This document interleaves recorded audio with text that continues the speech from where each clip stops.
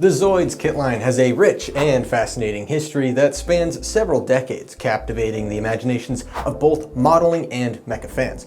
Originating in Japan, the Zoids line is renowned for its intricate model kits featuring robotic creatures known as Zoids, each with its own unique designs and functionality.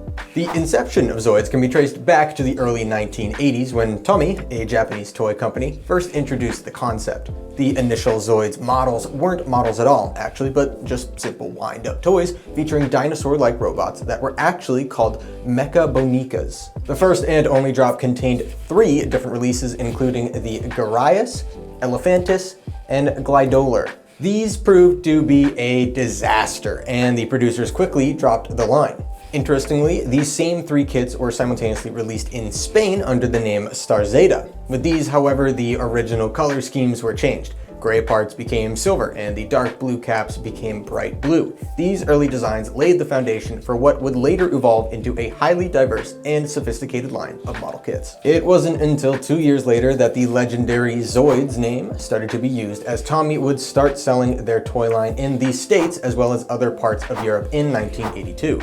The release proved to be much more successful than the past releases of Starzeda and Mechabonikas, so much so that Tomy would release the toys again under the Zoids name. Later that same year, the first original Zoid would be released with the Power Zoids tank and Serpent. These 2 were only sold in the US and Europe and were never subsequently released in Asia. Radio Shack, which RIP Radio Shack, you will always be remembered, had their very own special release of the Mammoth Zoid at the same time. These 3, as well as a few others, are referred to as the OAR, or Original American Release. In 1983, Tomy decided that with the success of the Zoids line in the US, they would release the kits in Japan under the Zoids name, and this proved to be very successful. They enjoyed a 7-year run from 1983 to 1990, and even developed its own battle story, which was told serially on the back of model boxes. These kits, known as OJR or Original Japan Releases, spawns a number of spin-off releases. The success of the Zoids line prompted Tomy to expand its offerings, introducing new Zoids with different features, sizes, and levels of complexity. Over the years, the line continued to evolve, incorporating advancements in technology and design. So let's just quickly go over some of them. Robo-Structs were released in the US and in Canada by Tomy in 1985 to 86. All the Zoids in this line were original Japan release Zoids, however, some versions of the same models retained their original OJR color scheme, whereas other versions of the same model received a distinctive Robo-Structs color scheme. Robo-Structs. They fear nothing. Thus, the Robo-Structs line had 2 different colored releases of several models. Based on their color schemes, the Zoids were divided into 2 factions, the heroic Blue Guardians and the evil Red Mutants. However, there was no accompanying story or media, and due to the lack of marketing and the relatively high prices of the models at the time, Robo-Structs was rather short-lived. Next, in 1988, Tomy launched a subline of the OJR featuring larger scaled Zoids. The 1/24th line featured Zoids of similar size to existing ones, but scaled for larger pilots. Each kit came with a 3-inch tall action figure of the pilot, but just like the Robo-Structs, the 1/24th Zoids were not a success and were discontinued just a year later. In 1990, Tomy re-released several of the 1/24th scale Zoids in a new line called Zevel. The Zoids were recolored from the OJR versions and came with detailed 3-inch tall action figures of the pilots and crew. The pilot figures were unpainted and on sprues, much like model kits, and had to be assembled. The crew figures also came with accessories of guns and beam sabers. Zevel also featured its own battle story on the back of the boxes that, while similar to the Zoids battle story, it was completely unrelated to it. But much like the 1/24th Zoids before them, Zevel was a commercial failure and was discontinued. Tomy released another line of Zoids in the UK and Europe, with a re-release in Australia and Southeast Asia in 1994. The Zoids 2 line featured very bright color schemes, with all of the Zoids having at least some chromed out parts. The Zoids also had unique stickers with odd swirling designs. The Zoids 2 line did not feature distinctive factions for the Zoids, but did have a backstory loosely based on, but not certainly a continuation of, the UK Zoid comic. Not to be confused, of course, with the Zoids Spider-Man crossover comic that was released back in '86, with the Zoids invading Earth and humanity's last hope being to turn the Zoids against each other. The dinosaurs may be dead, but Zoids 2, they're alive and kicking. Zoids 2, however, was eventually discontinued. Later, Kenner, an American toy company that has since merged with Hasbro, then acquired the rights to release Zoids in North America, releasing the Techno Zoids line in 1995 to 1996. The Zoids in this line were all recolors of earlier Zoids releases in the OJR, although some were directly imported from the Zoids 2 line. There were no distinct factions for the Zoids, and no backstory was given.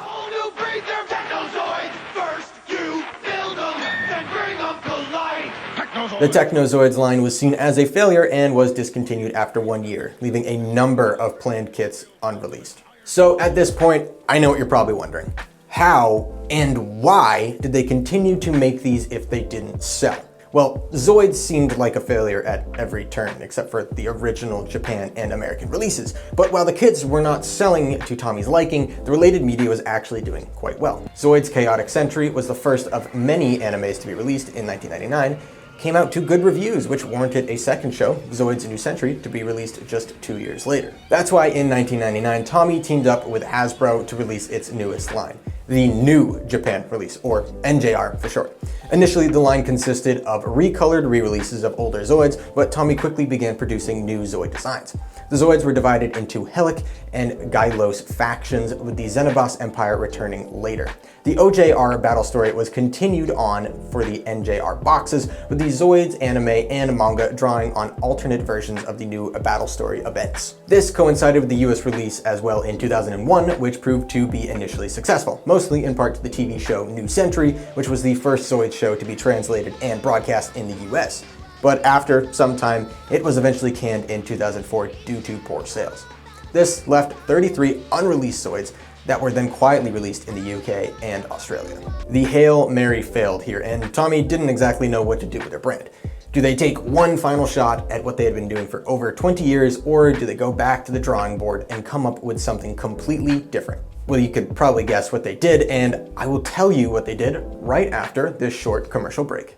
This video is sponsored by Mecha Warehouse, your #1 shop for all your mecha modeling needs, including some of the Zoids you'll see in this video coming up. Now back to Ethan. In late 2006, after a couple more failed attempts, Tommy decided to team up with Kotobukiya to produce high-quality, high-detailed, and fully posable model kits. This would be known as the High-End Master Models, or HMM for short, with the first release of this being the RPZ-03 Shield Liger. With this series, you can expect fully posable model kits with tons of movable gimmicks and a high number of parts. The older motorized kits tended to average around 60 to 100 parts. By comparison, many HMMs range from 400 to 550 parts. The line also featured gorgeous custom-drawn box art, mostly by Mercy Rabbit, and each kit reimagines its battle story lore and offers unique details about the specific Zoid. The cockpit hatch in the head opens and closes, and a general pilot figure is included for boarding. The Zoid's core, built into the fuselage, can also be removed. The AMD 2-barrel beam gun on the back has movable parts that allow for it to be deployed and retracted. There's a 3mm diameter hole in part of the Anti-Zoid's 3-barreled shot cannon, so it's compatible with flying bases. The canopy and other clear parts are molded in clear orange and clear colors, which can be painted with a clear color of your choice. Decals with various emblems and caution markings are also included and can be attached as desired for a precise finish. Following the first HMM, the Shield Liger, the Command Wolf was next. Like the Shield Liger, it's a Zoid used for high-speed combat. Although it's less powerful than the Shield Liger, it's highly productive and acted as the de facto flagship Zoid of the high-speed unit. By collecting the previously released Shield Liger, you can actually reproduce the Republican Army high-speed combat force. The line released to widespread pleasure, with the sales skyrocketing. Because of this, Koto and Tommy were quick to add to the collection of Zoids, with the HMM-003 Blade Liger being the third release in November of 2007. This line of HMMs would continue on into today, with it becoming the longest running model series in the Zoids line, totaling over 55 kits, as well as some other special limited releases. Without a doubt, this is the line that saved the Zoids model franchise. Now, a lot of people say that this team up was a direct response to what Bandai was doing with the Gunpla market. At the time, Gunpla was booming, showing that more complex, higher piece count models would excel to the general public. Kotobukiya, who works as the on-site director for the HMM series, said that my generation was around the strike generation of the Gunpla boom. I was baptized into Gunpla and real robot animation when I was in junior high school. It was a time when all the junior high school boys went to the model shops on the weekends to buy Gunpla, and I was crazy about real robots that were expressed in a way that depended on scale models.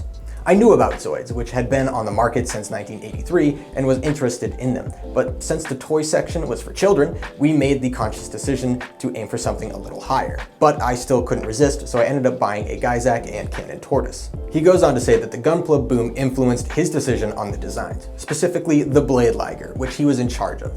He also spoke about how the change from child-centric toys to adult model kits made a big change in the sales of Zoids, stating that in 2001 to 2003, the world was in the midst of a fully fledged trend of adults buying toys. And after the action figure and Shukogen boom, toys started arriving into convenience stores. This started the discussion that Zoids shouldn't only be toys for children, but that there should also be products with a high-grade design sense and modeling that were more suitable for adults. And this was the beginning of the HMM Zoids project for Tommy. Now, the decision to make models and not toys was a big one, but why did Tommy choose Kotobukiya? Well, the answer was actually pretty obvious. Essentially, Bandai was doing their thing with Gundam, but Koto was also chipping away at the real robot boom with the release of Super Robot Wars and Armored Core kits. Koto was looking for a third pillar to base their company around, so when Tommy asked if they would be interested in Zoids, they jumped at the opportunity. Zoids continued to be successful in this new endeavor with Kotobukiya, so much so that for the 40th anniversary, they released 7 different kits to celebrate the accomplishments, including redesigns and evolutions of the Blade Liger, Liger Zero, Masarume Liger, Shield Liger, and Saber Tiger being released. There are still 2 more 40th anniversary kits to be released, however, with the Liger Zero Phoenix just being announced for pre-order, and the Death Sour just got its announcement video back in January of this year, and it looks crazy. They also recently announced a new collab with Monster Hunter, which, for those of you that don't know, is a very popular fantasy video game with multiple releases. The Zoids line continues to thrive with an extensive catalog of models representing a wide array of robotic creatures. The community of Zoids enthusiasts has grown globally, with fans showcasing their creativity through custom paint jobs, modifications, and dioramas. The enduring legacy of the Zoids kit line is a testament to the timeless appeal of combining model building creativity and the love of mecha aesthetics. In conclusion, the history of the Zoids kit line is a journey marked by innovation, evolution, and a passionate community, from its humble beginnings as wind-up toys to the modern, sophisticated model kits from the HMM line. Zoids has left an indelible mark on the world of mecha modeling, captivating the hearts and minds of enthusiasts for generations. Thank you so much for watching this video. It took a very long time to make, so if you enjoyed, please like, comment, maybe even think about subscribing, so I can keep on making these video deep dives for you. And that's it from me. I will see you in the next video.